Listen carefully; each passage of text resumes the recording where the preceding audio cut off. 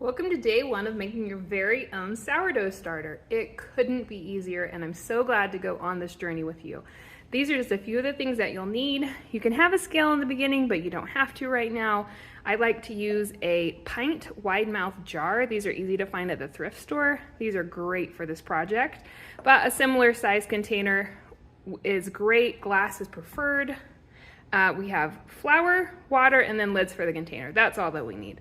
So I'm gonna put this on my scale, and we are gonna press the tare button to zero it out. And so when it's to zero, we're gonna have 50 grams of flour. And then we're gonna add our 50 grams of water. And you could tare it out again, or you could just add up to 100. It's not a huge deal. And then we're just stirring, stirring, stirring.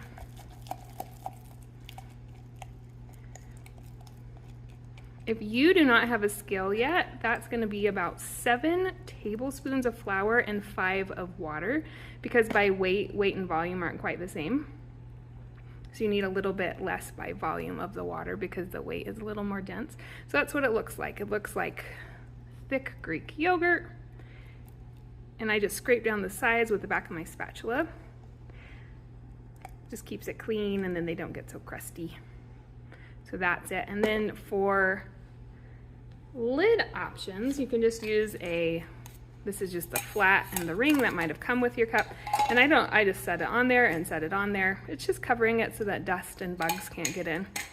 This is a reusable lid. I also can just set it on there. And then if you live somewhere that has a little bit more humidity, you can just cover it with a piece of fabric. This could just be a piece of an old t-shirt or a sheet. It doesn't have to be anything fancy. And then you can screw the lid on. And this looks so cute.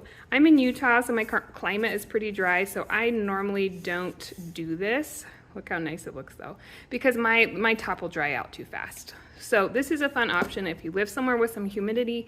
If you're dry like me, just set something on it. It's ready to go. We're gonna let that rest for 24 hours.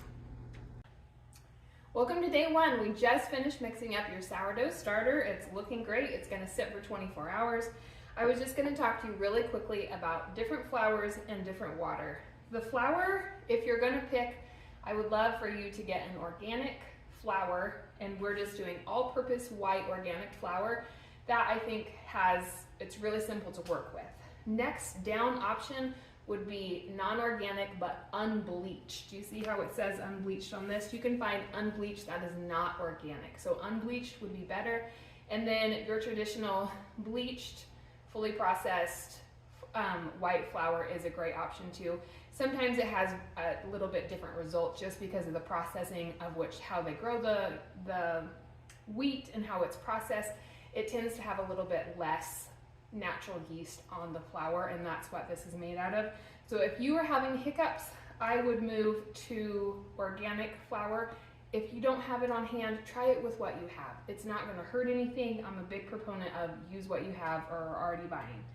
When it comes to water, if water coming out of your tap smells really chlorinated or kind of yucky, what you can do is put it in your fridge and let it sit overnight, because it will dechlorinate naturally when the chlorine's in the air. It'll like evaporate. And so if that's the case, let your water sit out overnight before you're using it, or you can filter it. So filtered water works great. Tap water works most of the time, but if it's heavily chlorinated and you can actually smell it, it's going to kill the yeast. That's the whole point in chlorine. You can also use like bottled water if you have it. The minerals in like well water, sourdough starter actually really likes. So if you have a well, no problem there. I'm just using kind of room temperature tap water. My water is from an artisan well from our town, so it works fine. If you're having issues, put it through a Brita filter. I typically like it to be room temperature, though it's a little bit less of a shock to the bacteria. And so that's what I would do with flour. You can use what brand you have. If you are wanting to use a whole grain such as rye, spelt, whole wheat flour, you're just gonna need a little bit more water. Those starters work great. They're just a little bit thick because all of those whole grains really absorb the water. So I generally add about 10 extra grams of water every time I feed it. So that's what I would do today. Sort out what flour you have, kind of look at, read the labels. Different brands of flour are going to have different protein contents, which aren't super applicable right now, not for a starter. But it's just interesting to know. Flours vary a lot by brand and by how they're processed. And so finding something that works for you is important, but I'm on team, use what you have, and then if it's not working, transition to an organic if you need some help. So use what you have. This is all you need for day one.